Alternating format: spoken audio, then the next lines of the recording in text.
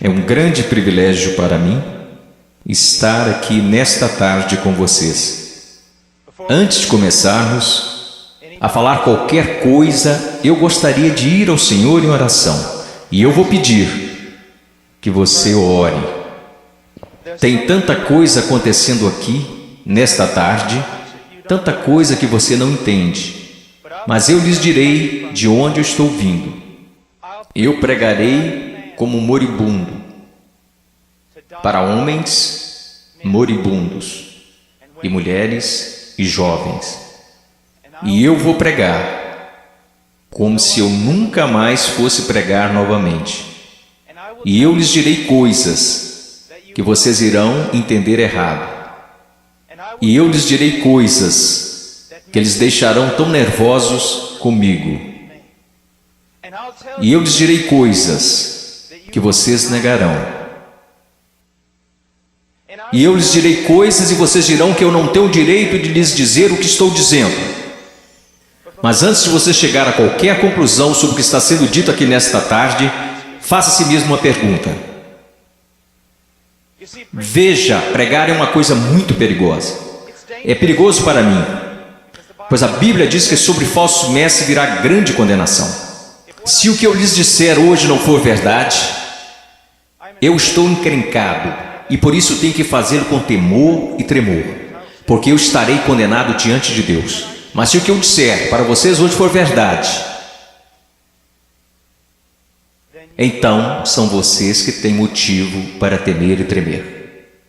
Porque se eu interpretar corretamente esta passagem das Escrituras que eu lhes darei, será como se Deus estivesse falando através de um homem.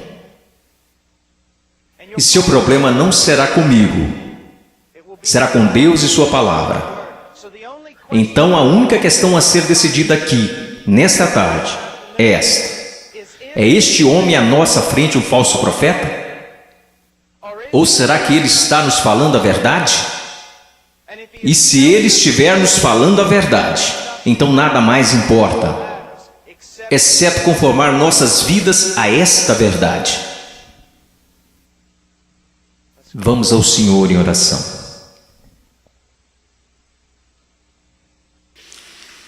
Pai,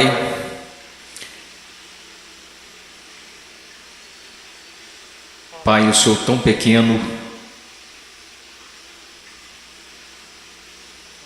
tão desprezível de tantas maneiras. Tu sabes, Senhor, Tu sabes. Ó Senhor amado, será que falso fogo continuará sendo a única coisa depositada em seu altar? Ou poderia fogo descer do céu? No meio de tanto barulho e clamores e programações, poderia fogo descer do céu?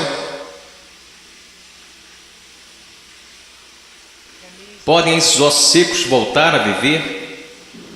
Tu sabes, Senhor. Em Tua soberania eu oro e imploro ante ao trono de Deus, que sejas gracioso para conosco. Que o Senhor abra corações e mentes. Senhor, não podemos contar com que eles os abram, eles nunca o farão. Abra seus corações e mentes e faça com que eles vejam a verdade bíblica. Sopre sobre eles, conceda arrependimento, conceda fé. Traga-os ao Teu reino, Senhor. Para a Sua glória, pelo Seu grande nome, realize estas coisas. Senhor, como o irmão falava, que seja, Senhor, de tal forma que nenhum homem obtenha crédito, que nenhum homem ponha a mão na arca do Senhor e se pôr que caia morto, Senhor. Ó Deus, faça-se presente entre nós, por favor, pois não temos outra esperança, não temos nenhuma outra esperança. Estas crianças não têm outra esperança, a não ser que o Senhor haja. Amém. Estarei ensinando em Mateus capítulo 7. Se vocês têm suas Bíblias, sigam-me. Mateus capítulo 7, versículo 3, Jesus disse: entrai pela porta estreita, porque larga é a porta, espaçoso o caminho que conduz à perdição, e muitos são os que entram por ela. E porque estreita é a porta e apertado o caminho que leva à vida, e poucos há que a encontrem. Acautelai-vos, porém, dos falsos profetas que vêm até vós vestidos como ovelhas, mas interiormente são lobos devoradores. Por seus frutos conhecereis. Porventura colhem-se uvas dos pinheiros ou figos dos abrolhos? Assim toda árvore boa produz bons frutos, e toda árvore má produz frutos maus. Não pode a árvore boa dar maus frutos, nem a árvore má dar frutos bons. Toda árvore que não dá bom fruto corta-se e lança-se no fogo. Portanto, pelos seus frutos os conhecereis. Nem todo que me diz, Senhor, Senhor, entrará no reino dos céus, mas aquele que faz a vontade de meu Pai que está nos céus. Muitos me dirão naquele dia: Senhor, Senhor, não profetizamos nós em teu nome, e em teu nome não expulsamos demônios, e em teu nome não fizemos muitas maravilhas? E então lhes direi abertamente: nunca vos conheci. Apartai-vos de mim, vós que praticais a iniquidade. Todo aquele, pois, que escuta estas minhas palavras e as pratica, semelhá-lo-ei ao homem prudente, que edificou sua casa sobre a rocha, e desceu a chuva e correram rios, e assopraram ventos e combateram aquela casa, e não caiu, porque estava edificada sobre a rocha. E aquele que ouve estas minhas palavras e não as cumpre, compará-lo-ei a um homem sensato, que edificou a sua casa sobre a areia. Desceu a chuva, correram rios e assopraram ventos, e combateram aquela casa, e caiu, e foi grande a sua queda. Eu estou aqui hoje. Eu não estou preocupado no meu coração com a sua autoestima. Eu não estou preocupado no meu coração se você se sente bem consigo mesmo, se a vida está do jeito que você queria, ou se a sua conta bancária está no verde. Só tem uma coisa que me tirou o sono. Só tem uma coisa que me preocupou durante a manhã toda, e é isto: em 100 anos, a maioria das pessoas neste prédio possivelmente estarão no inferno. E muitos que até mesmo professam Jesus Cristo como Senhor passarão a eternidade no inferno. E você diz: pastor, como você pode dizer uma coisa como esta? Eu posso dizer uma coisa como esta, pois eu não realizo meu ministério na América. Eu prego a maior parte do tempo na América do Sul, África e leste europeu. E eu quero que você saiba que quando olham para o cristianismo americano, ele é mais baseado em uma cultura sem Deus do que na palavra de Deus. E tantas pessoas são enganadas, e tantos jovens são enganados, e tantos adultos são enganados em crer que por terem feito uma oração uma vez em suas vidas, eles irão para o céu. E então, quando eles olham ao redor e veem outros que confessam a Cristo, e veem essas pessoas tão mundanas quanto o mundo, e comparam-se uns com os outros, nada perturba seus corações. Eles pensam: bem, eu sou igual à maioria do meu grupo de jovens. Eu vejo coisas que não deveria ver na TV e rio das coisas que Deus odeia. Eu uso roupas sensuais. Eu falo como o mundo, eu ando como o mundo, eu amo a música do mundo. Eu amo tanto essas coisas do mundo, mas graças a Deus eu sou um cristão. Porque eu sou um cristão, eu não pareço diferente da maioria das pessoas da minha igreja. Porque eu sou cristão, porque houve uma vez na minha vida que eu fiz uma oração e pedi para Jesus entrar no meu coração. Eu quero que você saiba que a maior heresia na igreja evangélica protestante americana é que se você orar e pedir para Jesus Cristo entrar no seu coração, Ele definitivamente entrará. Vocês não encontrarão isso em nenhum lugar das Escrituras. Vocês não encontrarão isso na história batista até 50 anos atrás. O que vocês precisam saber é que a salvação é pela fé, e fé somente em Jesus Cristo. E a fé somente em Jesus Cristo é precedida e seguida por arrependimento, um abandono do pecado, um ódio pelas coisas que Deus odeia, e um amor pelas coisas que Deus ama, um crescimento em santidade e um desejo, não de ser como a Britney Spears, não de ser como o mundo, e não de ser como a maioria dos cristãos americanos, mas de ser como Jesus Cristo.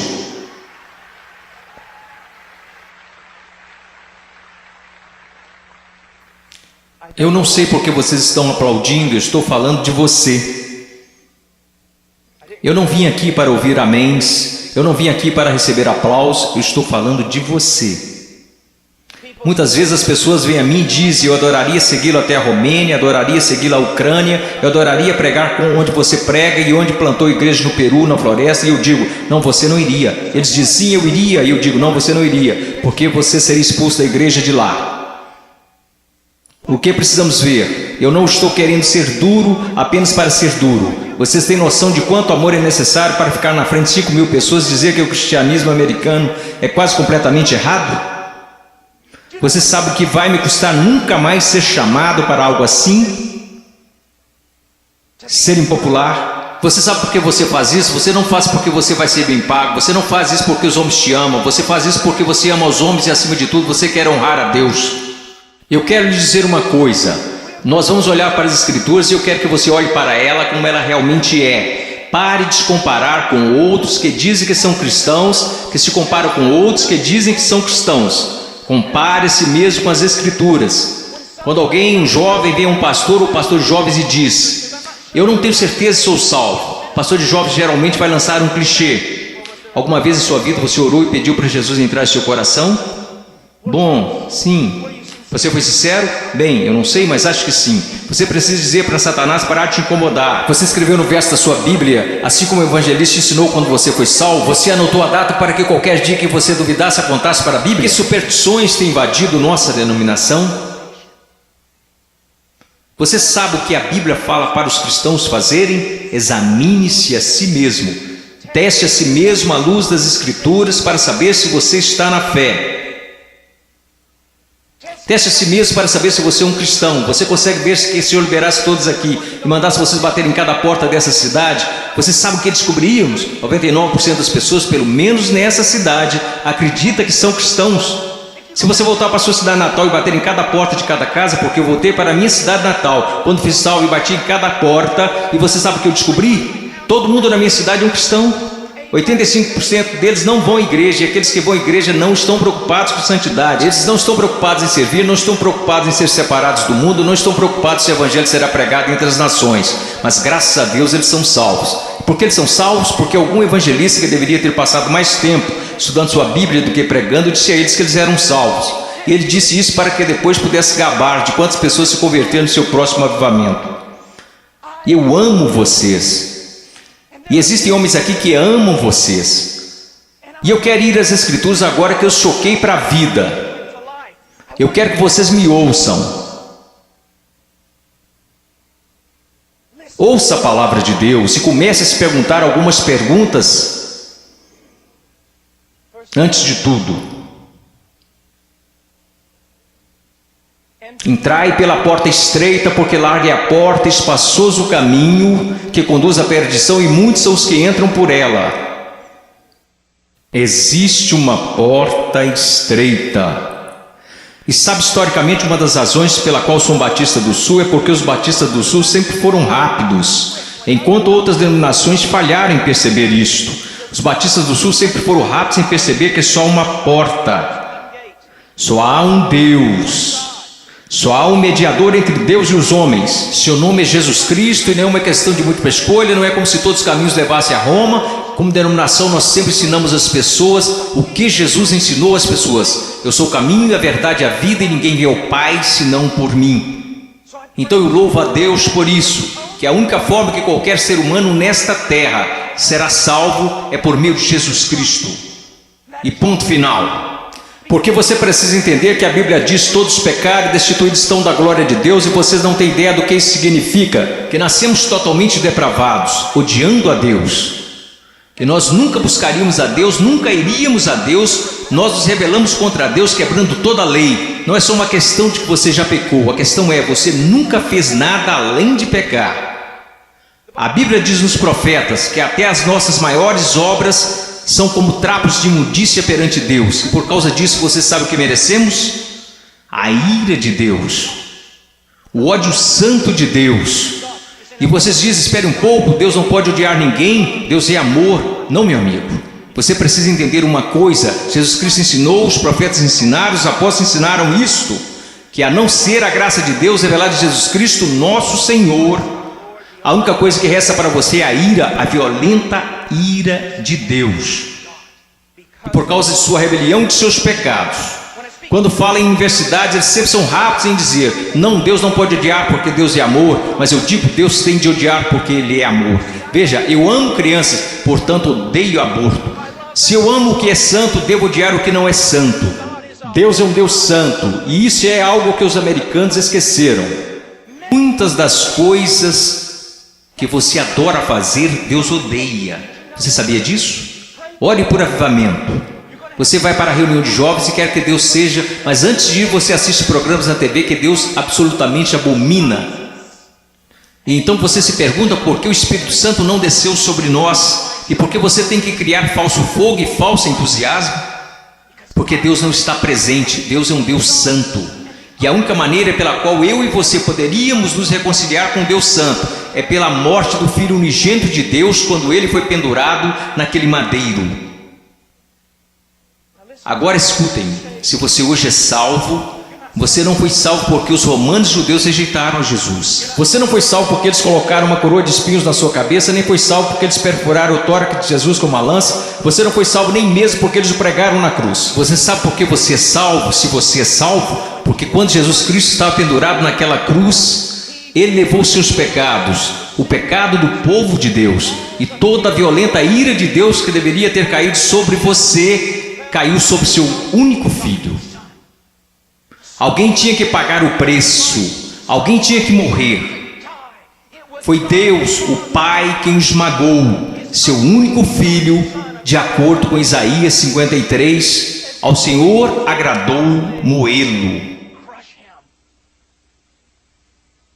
As pessoas dizem: a cruz é um sinal de quanto o homem é valioso. Isso não é verdade. A cruz é um sinal de quão depravado nós realmente somos. Ele levou à morte o Filho único de Deus. A única coisa que poderia salvar pessoas como nós foi a morte do único Filho de Deus, sob a ira de seu próprio Pai, pagando o preço, levantando dos mortos, poderoso para salvar. Este é o Evangelho de Jesus. Agora, o que você é chamado para fazer? Você diz: entrar pela porta estreita. Como você faz isso? Jesus disse: o tempo é chegado, o reino de Deus se aproxima. O que você deve fazer? Em Marcos ele nos diz: arrependa-se e creia no Evangelho.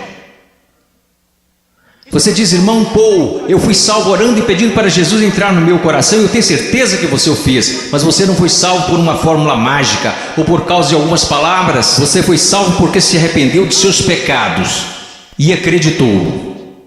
E não foi uma coisa isolada, você continua fazendo até hoje. Porque Jesus, numa tradução mais correta deste verso, falou: o reino de Deus se aproxima, o tempo é chegado. Agora passem o resto de suas vidas se arrependendo de seus pecados e crendo em mim. Conversão não é como uma vacina. Ah, eu fiz isso, ou me arrependi, eu criei. A questão é, meu amigo, você continua se arrependendo de seus pecados? Você continua crendo? Porque aquele que começou boa obra em vocês também a terminará. Ele terminará. Nós, os batistas do Sul, pregamos que você deve ir por essa única porta, que é Jesus Cristo. Mas nós, batistas do Sul, esquecemos algo. E eu quero que pastores de jovens e outros líderes escutem-me, pois nós esquecemos um ensinamento muito importante do Evangelho. Diz que não só a porta é estreita, mas o caminho também é estreito. O que basicamente fazemos é conduzir uma pessoa a Cristo ou conduzimos alguém a uma oração. E aí essa pessoa passa o resto da vida vivendo igual ao mundo. Se você quiser negar isso, eu posso trazer as estatísticas para te provar. Várias pesquisas, censos, qualquer tipo de pesquisa que você pensar. Quando elas questionam a moralidade da igreja nos Estados Unidos da América, em comparação com a moralidade daqueles que se consideram perdidos, as pesquisas não acham diferenças. Veja, esses são apenas dados, não tem nada a ver com interpretação religiosa, são estatísticas. Livros e mais livros têm sido escritos incessantemente por teólogos, filósofos, sociólogos e afins. O que está acontecendo na igreja? Descobrimos que o aborto na igreja é tão prevalente quanto no mundo, o divórcio é tão prevalente, a imoralidade. Você sabe, assim como eu, que há jovens aqui neste momento que estão praticando imoralidade e ainda assim adorando a Deus como se nada estivesse acontecendo. Você sabe que há jovens aqui que estão usando drogas e indo para a reunião de jovens da igreja. Você sabe, vendo e fazendo coisas que não são apropriadas para cristãos, e ainda assim eles vão para a reunião de jovens, convencidos que estão satisfeitos, convencidos que estão salvos, e ninguém está falando nada a não ser isto. Eles são cristãos carnais, eles são cristãos de verdade, só são carnais. Esta é uma doutrina que começou no seminário batista, que não era um seminário dos batistas do sul, muitas décadas atrás. Essa doutrina não é bíblica e não é histórica. Meu caro amigo, ser cristão carnal não existe. Você diz, espere um pouco, irmão Paulo, 1 Coríntios capítulo 3, não sois porventura carnais? Paulo disse isso? Não, isso foi o que Paulo disse. Você precisa ler o livro todo para saber o que ele queria dizer. Um dos nossos problemas, juventude, escutem-me, a maior parte do nosso cristianismo é baseado em clichês que lemos nas camisetas cristãs. A maior parte do nosso cristianismo vem de músicos e não da Bíblia. A maior parte das coisas que a gente acredita ser verdade é ditado pela nossa cultura e não pela Bíblia. A Bíblia não ensina que uma pessoa pode ser um cristão genuíno e viver em constante carnalidade, perversidade, pecaminosidade todos os dias de sua vida. Mas a Bíblia ensina que o cristão genuíno recebeu uma nova natureza. O cristão verdadeiro tem um pai que o ama, que o disciplina, cuida dele e que se importa com ele. Meu coração está quebrantado porque você sabe tanto quanto eu, jovens. Não sejamos hipócritas, não vamos esconder a verdade. Há muita gente assim, você os conhece, você pode ser um deles, ou ao menos sabe que tem um no seu grupo de jovens. Eles vão às reuniões, eles fazem todas as coisas, mas em seus corações eles são tão depravados quanto se pode ser. Não há diferença, não há luz. Tudo que o mundo faz, eles também fazem, está tudo bem assim. Meu amigo, isso não é cristianismo. Não estão correndo o perigo de perder o galardão, eles estão correndo o perigo de ir para o inferno. Eles não conhecem a Deus. O que nós ensinamos? Quando foi a última vez que você ouviu alguém falar que não existe apenas uma porta estreita, mas também um caminho estreito? Jesus indica que um dos principais sinais para saber se você é um cristão de verdade é se você anda no caminho estreito. Você sabe qual é o sinal para saber se você é um cristão na América? Você fez uma oração uma vez? Não é incrível?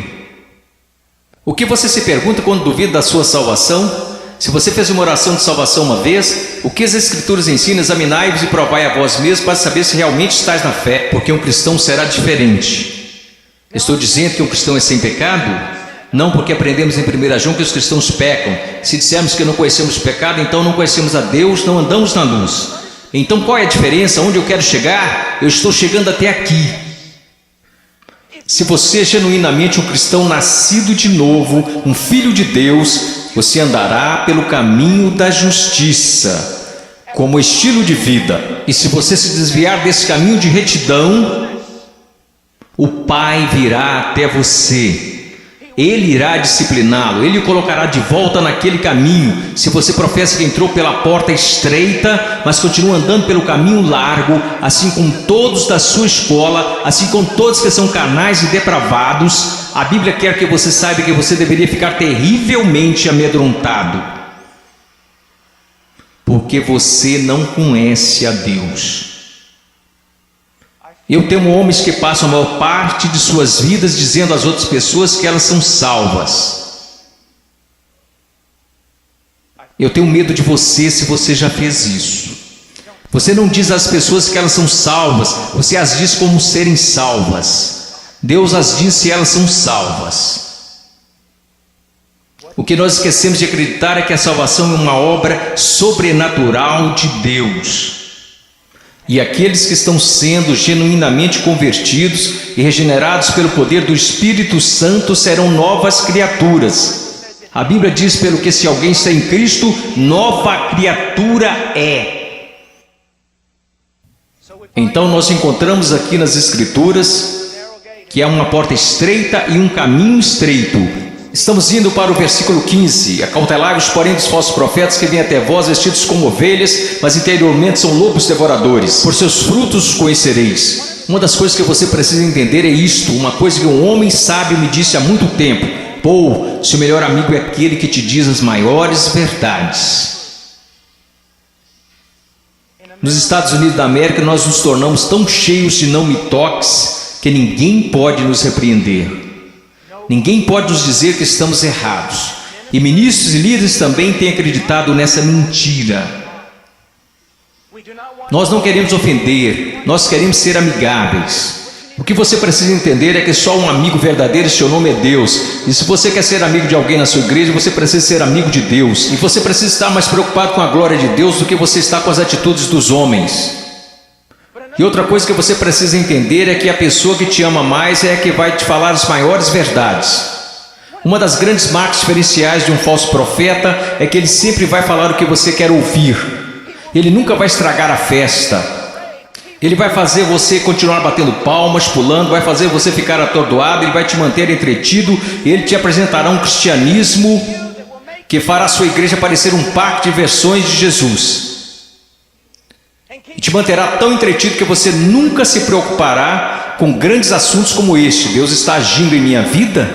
Eu estou crescendo em santidade? Eu realmente nasci de novo? Escutem-me, se todos nessa cidade acreditam que são salvos, nós sabemos que isso não é verdade pelas Escrituras, porque a Bíblia diz que poucos vão entrar. Como você sabe que você é salvo? Como você realmente sabe que é salvo? Porque alguém te disse? Porque você fez uma oração? Porque você acreditou? Deixe-me te perguntar, como você sabe que acredita? Porque todo mundo diz que acredita. Como você sabe que não é igual a eles? Você sabe como a Bíblia ensina que você sabe se é salvo?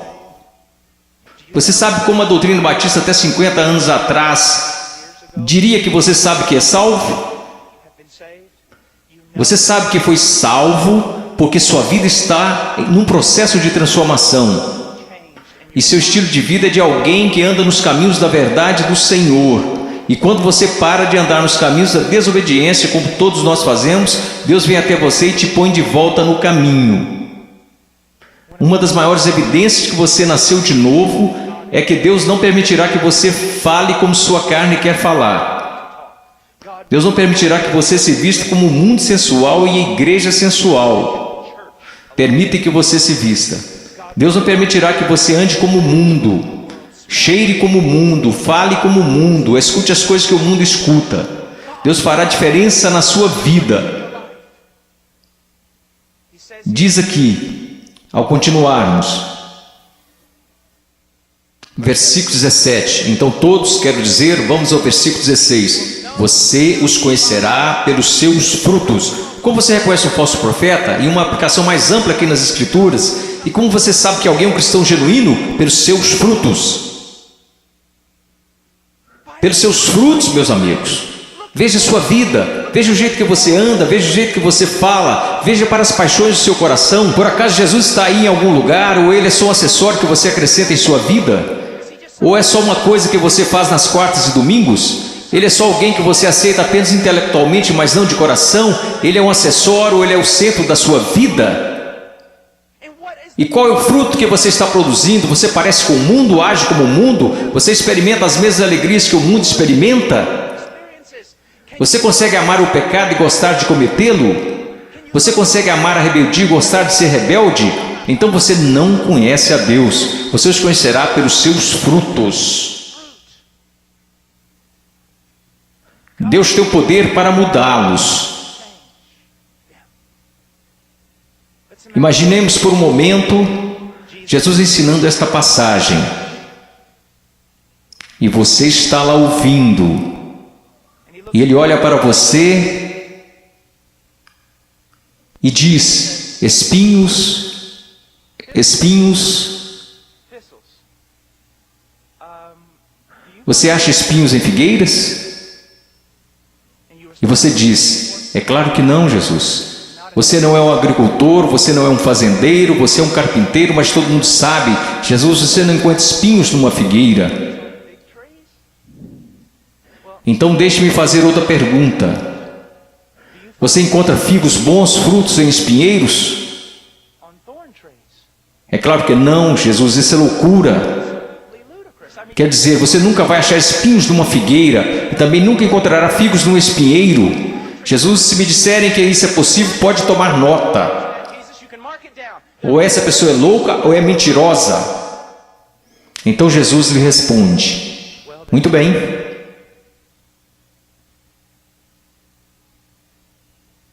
Aqueles que se dizem meus discípulos, mas dão maus frutos, não seria o mesmo que dizer que ou eles estão mentindo, ou que estão loucos em fazer tal afirmação? Deixe-me levar essa ideia mais à frente. Vamos imaginar que eu apareça atrasado e entro correndo aqui na plataforma e todos os outros líderes estão zangados comigo e dizem: irmão Paul, você não considerou que lhe foi dada a oportunidade de falar aqui e você aparece atrasado? E eu digo: irmãos, vocês têm de me perdoar porque eu estava a caminho na rodovia e meu pneu furou. E eu estava trocando o pneu e enquanto isso a porca da roda saiu. E eu não estava prestando atenção, então eu corri para pegar a porca da roda. Assim que eu a peguei no meio da rodovia, eu levantei, tinha um caminhão de carga de 30 toneladas vindo a uns 200 km por hora, uns 10 metros à minha frente. E aí ele me atropelou e é por isso que eu estou atrasado. Só existiriam duas explicações lógicas. Eu sei, ninguém mais estuda lógica. Mas só existiriam duas conclusões lógicas. Eu sou um mentiroso. Eu sou um maluco. Você diria: irmão Paul, é absolutamente absurdo, é impossível ter um encontro com algo tão grande como um caminhão de carga e não mudar de estado. E minha questão para você é a seguinte: o que é maior, um caminhão de carga ou Deus? Como é que tantas pessoas hoje professam ter tido um encontro com Jesus Cristo e ainda assim não são permanentemente transformados? Deixe-me dar-lhes algumas coisas para pensar. Você sabe que eu estou lhes dizendo a verdade. Quantas vezes você vai e rededica sua vida de novo, e de novo, e de novo? Quantas vezes os grupos de jovens veem a coisas como esta e ficam empolgadíssimos, e voltam para a igreja e dura cerca de uma semana e meia. E mesmo assim dizem: ó, foi um grande mover de Deus. Não foi não. Se não durou é porque não foi um mover de Deus, foi emoção. Foram tantas coisas, mas não foi um grande mover de Deus. Deus trabalhou em sua vida. Deus está trabalhando em sua vida. Você os conhecerá pelos seus frutos. Você os conhecerá pelos seus frutos. Prosseguindo. Versículo 19. Toda árvore que não dá bom fruto, corta-se e lança-se no fogo. Portanto, pelos seus frutos conhecereis. Escute isso, você precisa entender algo acerca da literatura hebraica. Quando queremos enfatizar algo, sabe o que fazemos? Aumentamos o tom de nossa voz. Se estamos escrevendo, colocamos em negrito ou em maiúsculo. Mas para o judeu era diferente. Quando ele quer enfatizar algo, ele repete e repete. Por isso que encontramos paralelismo hebraico no livro de Provérbios: o ímpio viverá na terra, o ímpio será destruído. Ele está dizendo a mesma coisa, só que de um jeito diferente, para dar mais ênfase. É isso que Jesus está fazendo o tempo todo aqui. Pelos seus frutos conhecereis, pelos seus frutos conhecereis. Vocês os conhecerão pelo caminho que eles andam, pelos seus frutos conhecereis, pelos seus frutos os conhecereis. Ele diz: toda árvore que não dá bom fruto, corta-se e lança-se no fogo. Sobre o que ele está falando, meu caro amigo? Ele está falando sobre o juízo do Deus Todo-Poderoso, que um dia cairá sobre o mundo, que um dia possivelmente poderá cair sobre você. Oh, meu caro amigo, eu não consigo olhar o seu coração. Eu sou tão facilmente enganado pelo meu próprio coração. Mas há um que não é enganado. Há um que não é enganado. Ele não é enganado por uma cultura cristã pós-moderna. Ele sabe. Pelos seus frutos os conhecereis. Então ele continua. E ele diz isto: Versículo 21, nem todo que me diz Senhor, Senhor entrará no reino dos céus, mas aquele que faz a vontade de meu Pai que está nos céus. Você sabe o que a sua profissão de fé em Jesus vale? Absolutamente nada. Sim, você leu esta passagem? Estude-a. Nem todo que me diz Senhor, Senhor, nem todos que professam Senhor, Senhor, entrará no reino dos céus. Muitas pessoas dirão Senhor, Senhor, mas não entrarão no reino dos céus. Meus filhinhos, você é um deles? Senhor, Senhor. Agora vamos voltar para a literatura hebraica. Ele diz Senhor, Senhor, ele não diz Senhor. Ele diz Senhor, Senhor, o que isso significa? Esse sujeito que está fazendo profissão não é alguém que de repente decidiu. É o dia do juízo, é melhor confessá-lo como Senhor. Essa é uma pessoa que professa enfaticamente aos outros que Jesus é o Senhor. Ele anda por aí dizendo que Jesus é o Senhor, ele dança enquanto os músicos estão tocando e diz que Jesus é o Senhor. Ele canta dizendo Senhor, mas Jesus diz a ele, afasta-te de mim, eu não te conheço. Billy Graham é uma das pessoas mais amáveis e bondosas, e ainda assim ele diz que a maioria das pessoas das igrejas confessionais estão perdidas. Ele diz que ficaria feliz se ao menos 5% das pessoas que fizeram uma profissão de fé em suas cruzadas evangelísticas fossem de fato salvas. Quando estou na Nigéria, eu estive lá no ano passado visitando a mãe cujo filho estava em nossa igreja e que foi assassinado por muçulmanos no norte da Nigéria. Se alguém confessa Jesus Cristo, você meio que já sabe que é verdadeiro. Por quê? Porque eles podem morrer por causa dessa confissão, mas na América, considere os custos.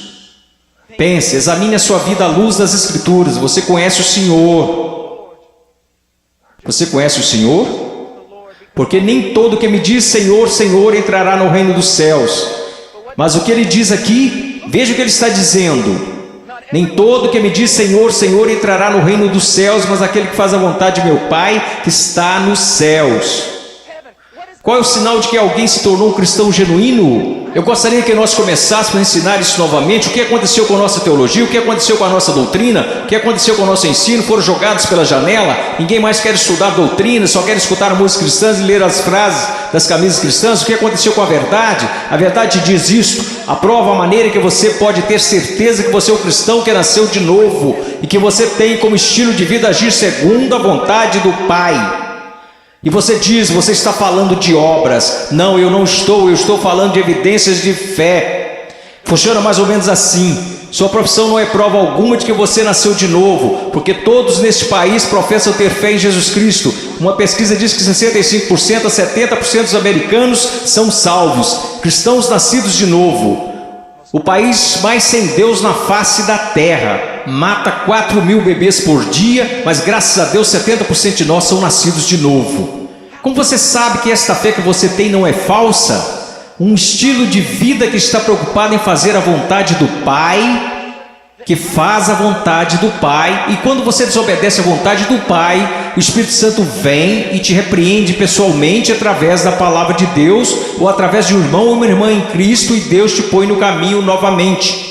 Se você é um cristão genuíno, você não pode escapar dele. Deixa eu me dar um exemplo. Se eu fosse seu pastor, e você tivesse, digamos, 14 anos de idade, e eu estivesse voltando de uma pregação a 1 da manhã, e te visse em um parque ou em uma esquina qualquer, com um bando de delinquentes, fazendo coisas que você não deveria estar fazendo, se você fosse membro de nossa igreja, eu diria, entre no carro e eu vou te levar para casa. Eu não ficaria bravo com você, eu ficaria bravo com seu pai, eu diria a ele, Senhor, você é um pai negligente e irresponsável, deixar seu filho fora de casa em tais circunstâncias. Eu quero que vocês entendam uma coisa, Deus não é um pai irresponsável ou negligente. Se você pode brincar com o pecado, se você pode amar o mundo, amar as coisas do mundo, sempre estar envolvido com o mundo, fazendo as coisas do mundo, e se seus heróis são pessoas do mundo, se você quer parecer com eles, agir como eles, se você faz as mesmas coisas que eles fazem, meu caro amigo, ouça minha voz. Há uma grande possibilidade de você não conhecer a Deus e de não pertencer a Ele. Agora finalizando. Versículo 22. Muitos me dirão naquele dia: Senhor, Senhor, não profetizamos nós em Teu nome não expulsamos demônios, em Teu nome não fizemos muitas maravilhas? Então lhes direi abertamente: nunca vos conheci. Você diz: a coisa mais importante na face da terra é conhecer a Jesus Cristo. Isto não é verdade. A coisa mais importante na face da terra é que Jesus Cristo te conheça. Eu não entrarei na Casa Branca amanhã só porque eu fui até o portão e disse que conheço o presidente. Mas eles me deixarão entrar se o presidente falar: eu conheço Paul Washer. Você pode professar conhecer a Jesus, mas a minha pergunta para você é: você conhece a Jesus? Jesus te conhece? E veja como ele descreve o homem perdido aqui. Ele diz: apartai-vos de mim, vós que praticais a iniquidade. Em grego, anomia. Uma partícula negativa, a, não, sem. A palavra nomos, lei, não lei, sem lei. E é isso que significa. Deixe-me dar-lhe uma tradução mais precisa. Apartai-vos de mim, ouçam-me. Se eu pudesse sair daqui e te abraçar falando isso, eu faria. Ouçam-me.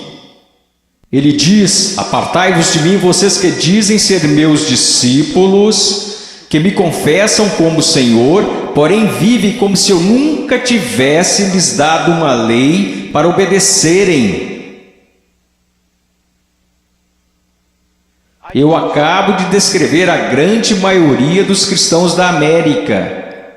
Se alguém começa a falar de lei, se alguém começa a falar de princípios bíblicos, sobre o que devemos fazer e o que não devemos fazer, como devemos viver e como não devemos viver, todos começam a exclamar: legalista, legalista. Mas Jesus disse: apartai-vos de mim, vocês que viveram, me chamaram de Senhor, contudo viveram como se eu nunca tivesse lhes dado uma lei para seguirem. Na cristandade americana disse: passe pela porta, louve a Deus, viva como o resto do mundo, tudo bem, você só é um cristão carnal e talvez volte um dia. Você sabe o que acontece por causa do nosso péssimo evangelismo? Nós temos milhões de crianças salvas nas EBF, e quando fazem 15 anos eles entram no mundo, e a maioria deles vive como demônios. E quando estão por volta de 30 anos, eles voltam e rededicam suas vidas. Talvez eles tenham acabado de ser salvos. Porque, amigos, é mais do que você contar a alguém que você é salvo. Porque sabe que Jesus é Senhor. Satanás sabe que Jesus é Senhor. Sua vida está em processo de mudança? Então ele começa a falar sobre duas pessoas, duas fundações. Você sabe o que é essa passagem na interpretação contemporânea. É importante estudar teologia, é importante estudar história. A interpretação atual dessa passagem sobre a rocha e a areia é basicamente assim: se você é cristão, você precisa construir sua vida sobre a rocha, porque se você construir sua vida sobre a areia, você será um cristão infeliz, sua vida não dará certo. Isto não é o que Jesus está ensinando, e a história me apoia nisto. Quase nunca foi interpretada desta forma. Você sabe qual é a interpretação? É assim: existem dois caminhos. Há o caminho estreito e o caminho largo. Em qual você está? Há dois tipos de árvores. Tem a árvore que dá bons frutos e que vai para o céu. Tem a árvore má, e você sabe que é má porque dá maus frutos e vai para o inferno. Será cortada e lançada para o inferno. Aqueles que professam Jesus como Senhor e fazem a vontade do Pai que está no céu, e aqueles que professam Jesus como Senhor e que não fazem a vontade do Pai que está no céu, e eles irão para o inferno, não por falta das obras, mas por causa de uma falta de fé demonstrada pelo fato de que eles não tinham obras. E ele continua: não são dois cristãos construindo suas casas em duas fundações diferentes. Esses novamente são o homem salvo e o homem perdido. O homem perdido ouve a palavra de Deus ser pregada, mas não prepara a fundação. Você não consegue ver na vida dele como a palavra de Deus está formando e construindo e sustentando sua vida. Sua vida não está. Quantas pessoas da Convenção dos Batistas do Sul, apesar dos nossos números, apesar de tudo que dizemos, se nós simplesmente comparássemos as pessoas a esta passagem e dissesse: você está construindo seu casamento de acordo com a palavra de Deus, você está educando seus filhos de acordo com a palavra de Deus, você está administrando suas finanças de acordo com a palavra de Deus, você tem vivido separando-se das coisas deste mundo de acordo com a palavra de Deus, quantos estariam aptos a responder positivamente? Não, nada disso. Eu professo Jesus, Ele é meu Salvador. Meu professor de escola dominical me falou: Eu sei, assim como Leonard Haverhill, um conhecido meu, que antes de falecer costumava dizer: eu preguei uma só vez em várias igrejas batistas.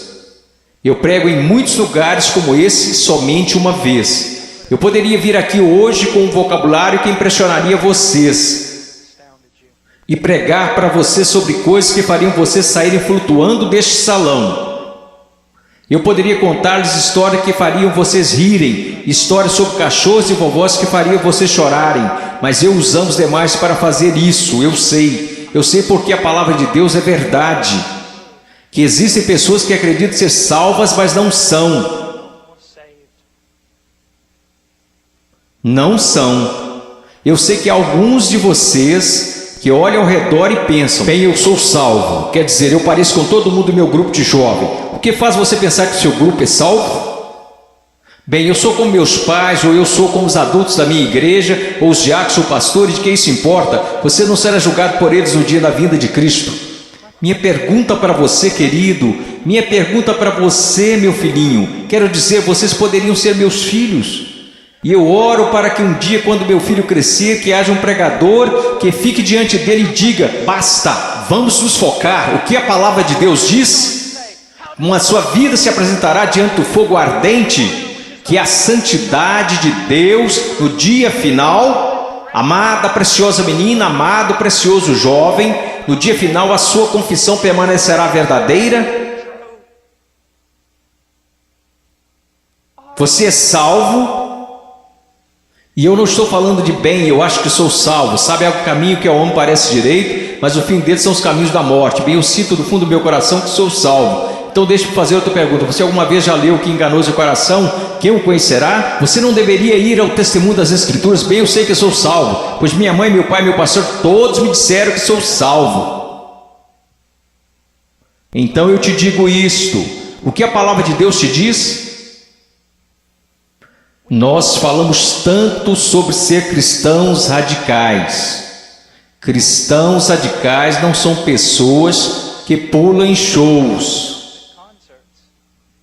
Cristãos radicais não são pessoas que usam camisas gospel. Cristãos radicais são aqueles que carregam os frutos do Espírito Santo. Cristãos radicais são aqueles que respeitam e honram seus pais, mesmo quando sentem que seus pais estão errados. Cristãos radicais são aqueles que não... Agora escutem, isso vai deixá-los irados. E eu estou falando com garotos e garotas. Cristãos radicais são aqueles que não se vestem sensualmente para mostrar seus corpos.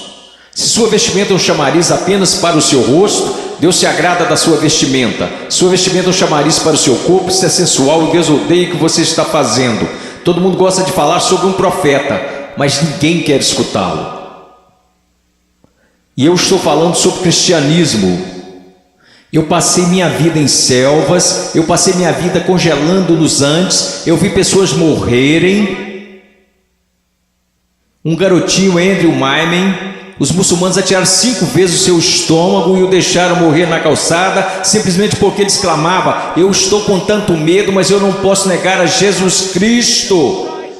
Por favor, não me matem, mas eu não negarei. E ele morreu numa poça de sangue. E vocês falam sobre ser cristãos radicais porque vocês usam camisas gospel e vão a um congresso? Eu estou falando sobre santidade, eu estou falando sobre ser cheio de Deus.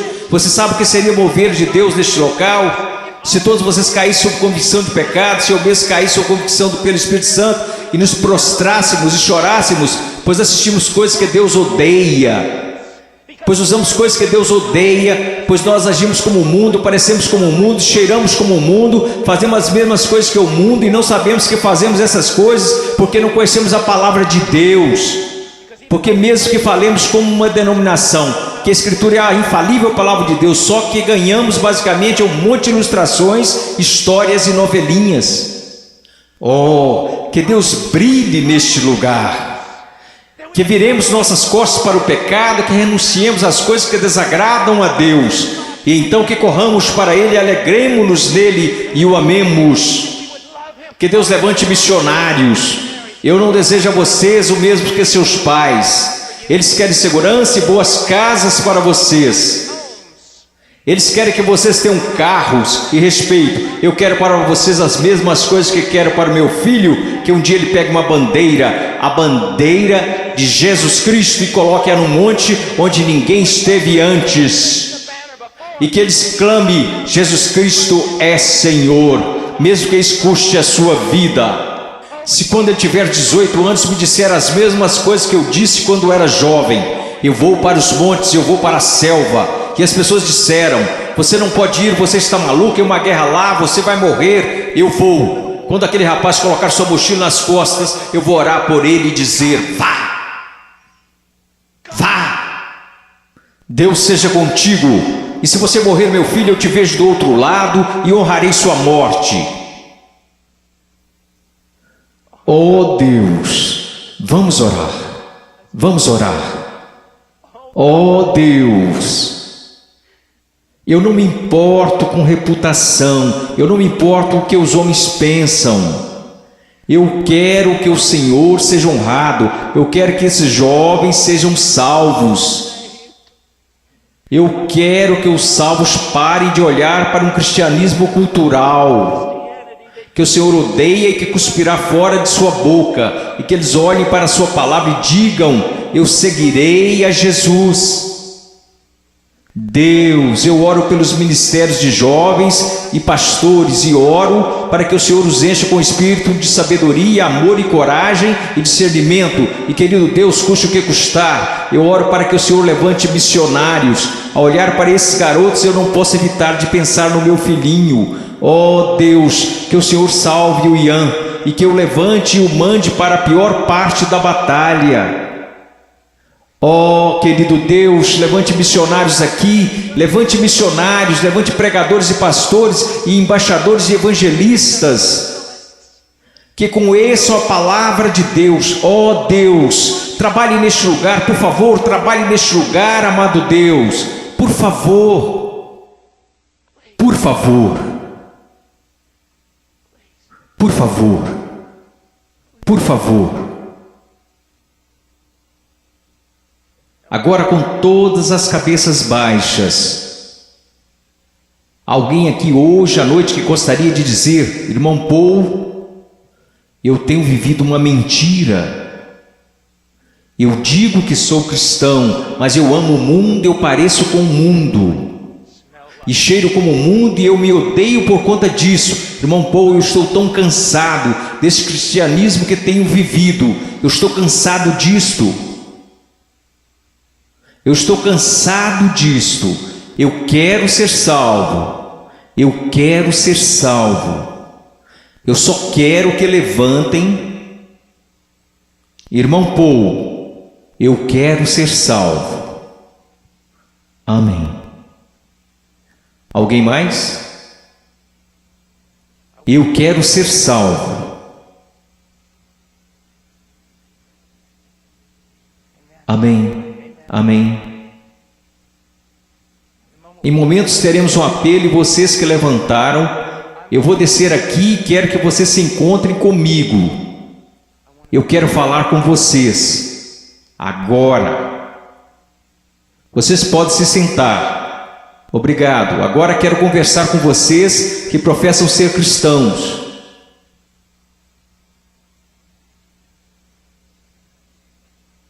Sua vida honra a Jesus Cristo? Você está olhando em sua palavra para descobrir como deve viver?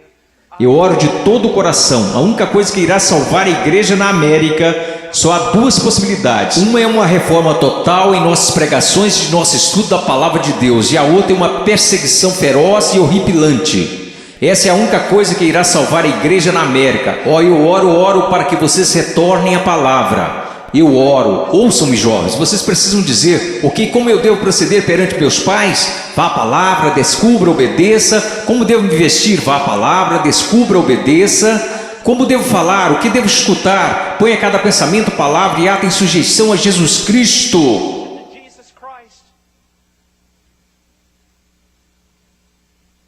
Eu não vou pedir para que você levante.